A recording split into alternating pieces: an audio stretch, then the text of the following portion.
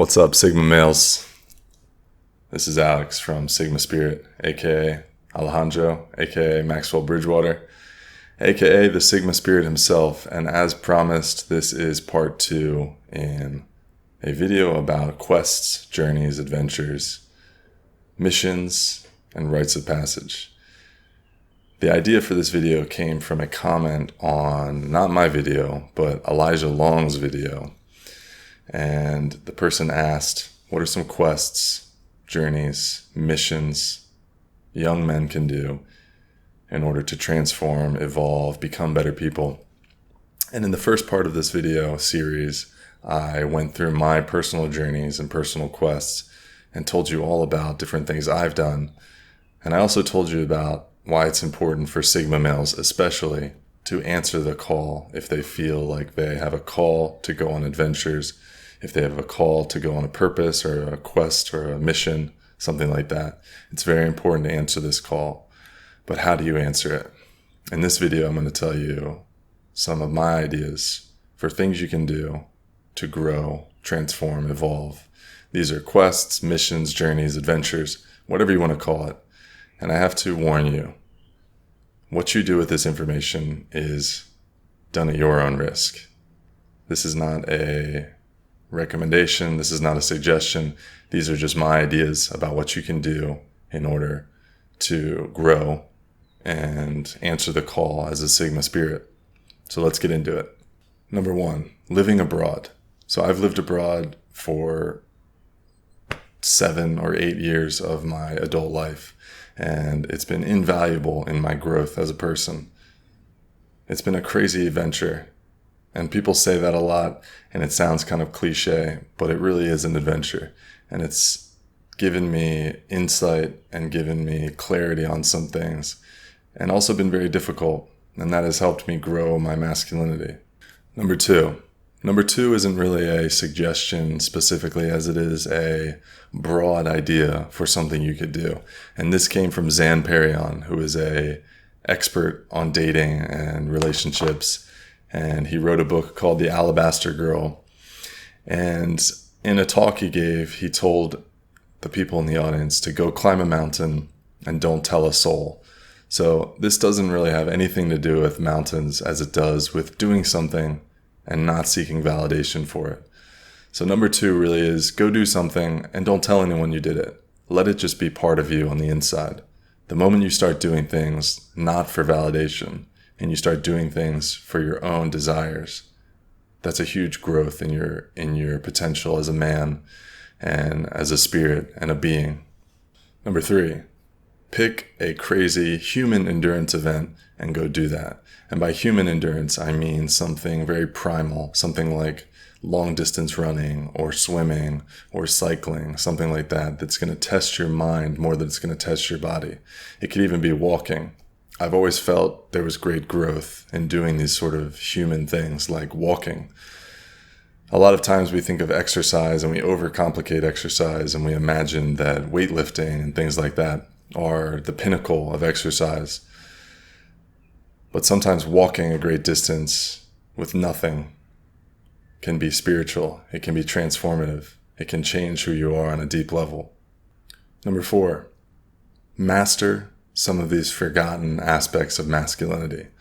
Master these things that men have done for years that in today's society have been pushed aside. Things like combat, jiu-jitsu, wrestling, boxing, those sort of things, martial arts. Also things like dating. Learn how to go talk to a woman. These pillars of masculinity you could master don't have to be so obviously masculine. They could even be things like public speaking. Number 5, compete in something. Compete in anything. It doesn't matter. What are you excited about? What do you want to try? Number 6, very closely tied to number 5, commit yourself to a path of mastery of your body, your physical form. See how great of shape you could get in 3 months, 6 months. Number 7, train in a combat sport, a martial art, but do so in the country of its origin. Maybe you might go learn Tai Chi in China, or Muay Thai in Thailand, or something like Krav Maga in Israel. Number 8, this one might be controversial, but take a job that's very difficult but also beneath you. And by beneath you, I don't mean to be condescending, but let's say you went to school to be an astrophysicist. Maybe for a summer you think, I'm going to put my astrophysicist career on hold, and for the entire summer, I'm going to work in a circus, and I'm going to shovel elephant dung. Jobs like these can teach you a lot, but the key is you can't get stuck in these jobs. They have to be temporary, and you have to know there's an end to them. I think jobs like that can be enormous in your growth, and they can be quests on their own. When I think of quest-like jobs, I think of very blue-collar, masculine, hard labor style work. Number 9, go live in a Buddhist temple for a month. Learn how to meditate for hours at a time. Study in silence from a master. Number 10, go do something to help someone. Maybe you could volunteer or travel abroad with an NGO or something like that. Or you could just help at a local soup kitchen. Number 11, go reenact something.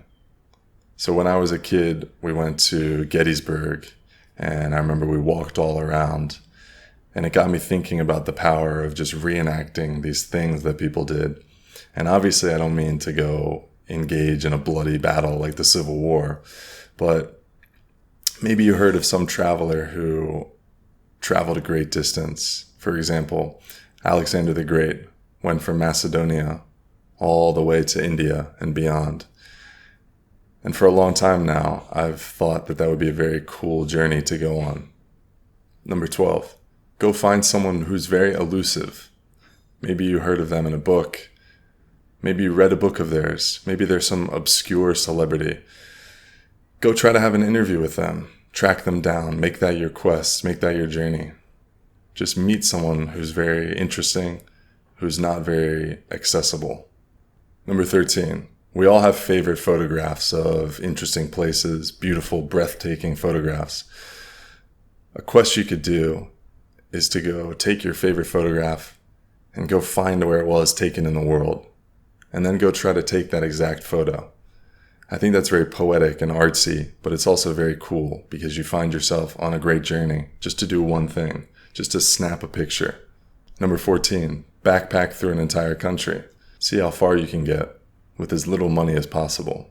Try to use transportation as rustic as possible. Horseback, by foot, tuk-tuk if you're in Thailand, old buses, old trains, things like that. Number 15, sleep outside. Sleep as if you were homeless. Go be homeless for a night, 2 nights, 7 nights, whatever it takes. From there, you'll understand that life's not so bad. In fact, I have a friend right now. He's been living outside in a hammock for the past 7 nights in California. And he's not homeless, but right now he's in a transition phase and he's traveling a bit and he seems to have run out of money. And he told me he's living outside. He's been sleeping in this hammock for 7 nights. And he said, you know what? It's not as undignified as you think. It's not so bad. And I think that's a powerful moment in people's lives. When you embark on a quest to face your fears, a fear so primal as being homeless, and you accomplish that thing, your fears suddenly vanish. Number 16, explore the underbelly of your hometown. Most hometowns or home cities, as innocent as they all probably have a seedy side, an underbelly, a ghetto, whatever it is. Go spend time in it. Explore it. Get to talk to the people. Get outside your comfort zone and understand that humans are human and that we all are directed and motivated by almost pretty much very similar motivations and desires. And I think when you do something like that, it's very powerful in understanding that people are people and that you are also a person. Number 17. Act as a journalist or a reporter or some sort of detective and try to find something very interesting that has been unsolved. And then maybe you can take your time and start asking questions about that thing. And maybe you'll find that it becomes a quest. You become very interested in that thing. It becomes some sort of journey you want to engage in. Ask questions and let the answers guide you to new places. Number 18, travel to a developing country or a third world country and walk among the slums. So recently I've been in Bangkok for this pandemic right now. And one of my favorite things to do is to go walk in the slums. There's a set of train tracks that cuts through the city, and the city's homeless people and very, very, very poor people have set up their houses on either side of the train tracks. And these are very meager. These are very, very low income, extremely low income. And these houses don't have electricity. They're just tin walls with a little plastic over the top. And yet when I walk through those places and I endeavor to embark on some journey or quest through these slums, I notice that there's no desperation among these people. And seeing that during this time of the pandemic has been very spiritually transformative for me. Number 19, engage in some sort of challenge that makes you feel humiliation or rejection or some sort of getting through your comfort zone. So you might talk to 100 women. You might talk to 200 strangers. You might ask for things just in order to get rejected. There was a experiment a guy did where he just asked for something a little bit more than was socially polite. So he would ask for discounts. He would ask for free things. He would ask to sit down at the front of the plane or upgrade his flight status. And he just did this hundreds and hundreds of times. And he found that people actually, more often than not, they just did the thing he wanted them to do. And it was a sort of challenge that I think all men should try to sort of expand their comfort zone and give themselves a new model of reality. As Sigma males, we have an introversion about us. But that doesn't mean that we have to be crippled by this introversion. You can change, and if you want, you can become more extroverted. And I find that these challenges are helpful in letting people realize that they're not paralyzed by this introversion. They can certainly always be introverted, and they can keep their introverted side, and they can enjoy solitude. They can re-energize themselves through solitude, but they don't have to be crippled by social anxiety. Number 20, the classic vision quest. The classic vision quest is a tradition handed down from indigenous people through centuries. And it claims that if you stay awake long enough and you don't eat enough and you fast for a long enough time, that you will get some great spiritual clarity. And almost every vision quest requires some time, some solitude in nature. And as introverts, you'll find this very easy to spend this time alone. In fact, I think the vision quests are much more difficult for extroverts who need people to re-energize. So you might start easy and do something like a 24-hour fast. And then maybe you might try 36-hour fast and you're going to stay awake for 36 hours. Then maybe the next time you try something like going out into the woods. And obviously, do this at your own risk. Be careful. Use your best judgment. But I find that there can be a lot of clarity. I just completed a 70-hour fast recently. And around the 60 to 70-hour mark, I started to get a lot of clarity. I can only imagine how much insight I would have gotten had I been out in the woods and had I been awake for a day or two. Number 21, do things that challenge your own beliefs. Now, this requires a lot of self-awareness, but you need to do things that challenge your limiting beliefs. So for me, growing up, I've always had a lot of limiting beliefs about money. So for me to do things that would challenge my limiting beliefs would be to do things like give money away. So about a year ago, I was inspired by Ian Stanley, who encouraged his followers to basically go out and find someone to give money to. And there's something weird and psychological about when you don't have a lot of money and you just go up to a stranger, not a beggar, not someone looking for a donation, but just a random person, and you feel it in your body and you just go up to them and you say, hey, I want you to have this. And you give them $20, $50, $100, whatever it is. This example is just about wealth limiting beliefs, but I think you can find it can apply to many different areas. There's something crazy that happens inside your body when you do something that shatters your limiting beliefs. When you don't have a lot of money, you think, I can't just give away money. I need that money. Then you give money away and you realize you just let it go and you accept things that fall away. I think there are lots of challenges you can do that would challenge your limiting beliefs, whether it's around talking to strangers, money, starting a business. And the last one we're going to cover today is something very dear to me, and that is breaking addiction to things that are seemingly innocent. So there are a lot of things right now in life where people don't think that they're very serious.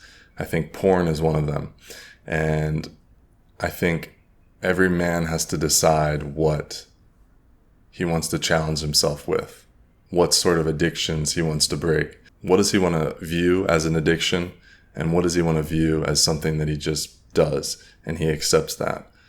But I think if you look at it through something as a quest, something as a journey, something you do because you want the quest and the mission and the journey of it, you're setting out and you're embarking to do this. And that thing is breaking your smartphone addiction or your porn addiction or your addiction to sugar. I think that we imagine these adventures are far off things, but there can be a lot of growth and a lot of transformation in doing things like learning to abstain from simple things that aren't even that bad. I remember one summer, I put a rubber band around my wrist, and every time I looked in my reflection to check myself out, to engage in vanity or narcissism, I snapped the rubber band. And I didn't realize how much a person could look at themselves, how much they could be addicted to looking at themselves. And after a few weeks, I began to realize that I just needed to be within my body. I didn't need to be out. I didn't need to be looking at myself. All that I needed to know about myself was already within me. So it's those simple things that you might want to give up that can actually change your mindset. And they can change your mindset in a way that it was like you were traveling a distant land or something like that, or you engaged on some crazy journey. And that's all for now for our quest today, our journeys, our adventures. I'm sure there will be another video on this topic soon, because we haven't talked about the concept of a bucket list. And that's something I want to talk about in the next video whenever we release it. Be sure to subscribe to the channel so you don't miss out on more journeys, quests, adventures, and missions in order to build your Sigma spirit. Thanks for watching.